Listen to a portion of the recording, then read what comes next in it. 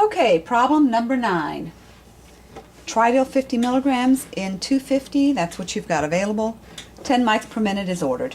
So, desired over have, 10 mics per minute is desired. And what you have is 50 milligrams in 250. Alright, I'm going to save space and just multiply by the inverse.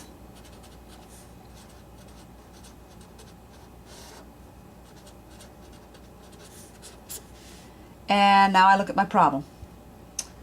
I need to get to mils per hour because that's what my pump asks me to do. So let's make the minutes go away.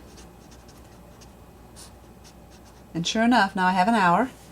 And then I have milligrams and micrograms, and I happen to know that 1 milligram is 1,000 micrograms. There's my problem, and now I'm going to do some math. Get my little old handy dandy calculator. 10 times 250 times 60 divided by 50 divided by 1,000. Do not divide or multiply by 1. It doesn't change anything. And I end up with 3 milliliters an hour. Now, I've been doing these problems for a very long time, so I'm pretty confident that I had all of my units to cancel out, but really, I should have marked them out, and you should too. So let's just make sure that we have what we think we have. The micrograms canceled out, the milligrams canceled out, and I'm left with, the only units I'm left with is mils per hour. Everything else canceled out as I would have expected it. So then 3 mils per hour would give this patient 10 micrograms every minute. So what if I said to you, just for grins, 10 micrograms every minute? How many micrograms does a patient get in an hour? Hopefully you got that already, because if the patient gets 10 micrograms in a minute and there are 60 minutes in an hour, then they get 60 of those, right? So they get 600 micrograms in an hour. Now, I can't tell the pump 600 micrograms in an hour. That's not the point. The point is, if you want to know, for whatever reason, how much medicine that patient gets every hour. It's just the fun of math, I suppose. Now remember, I suggest that you take this problem and you reduce it a little bit to make sure that you didn't make a math error. I'm looking at this and I'll say, okay, and you can reduce in lots of different ways. I'm going to make this a 1 and this a 4 because 250 goes into 1,000 4 times. And then I got a 10 on the top and I got a 50 on the bottom. So I can say 10 goes into 55 times and make that a 1. So then I have 1, 1, 60, and 1, and here I have a 5 and a 4. So now my math is either 60 divided by 20 or 60 divided by 5 divided by 4. 60 divided by 5 divided by 4 is 3, just like 60 divided by 20 is 3. Okay, that is problem number 9. That wasn't too hard.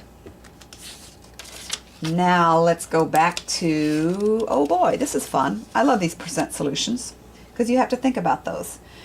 Infuse magnesium at 2 grams an hour. This is a situation that would happen in your obstetric scenarios where a patient is eclamptic or preeclamptic and you're giving magnesium infusions.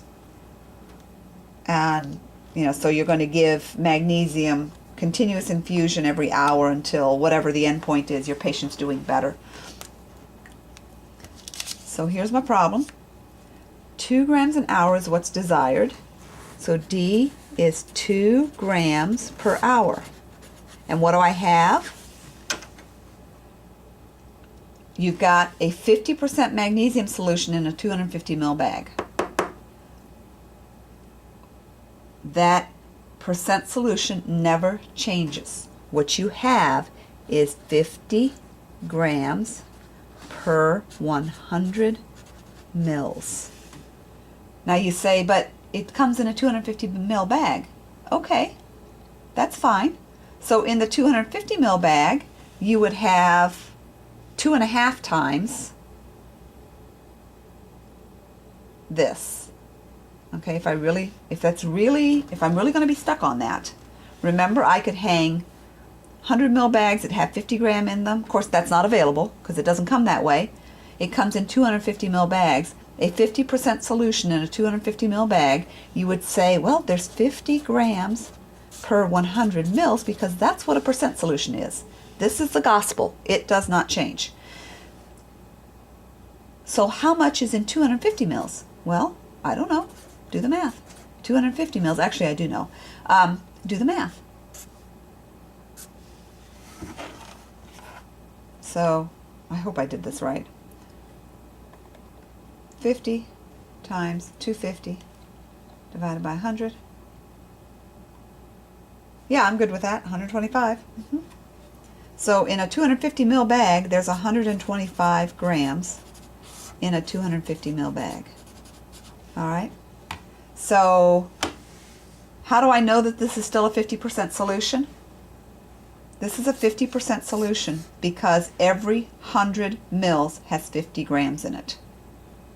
All you did here, you multiplied this by 2.5 to get to 250. So then you multiply this by 2.5, and that will give you 125 grams. I guarantee you, for the purposes of the math, it does not matter if you do 50 and 100 or 125 over 250, because these represent concentrations of medicine. So I'll do it both ways for you. 2 grams per hour times, flip this, 100 mils and 50 grams. And look, the grams even cancel out, and you have 200 divided by 50.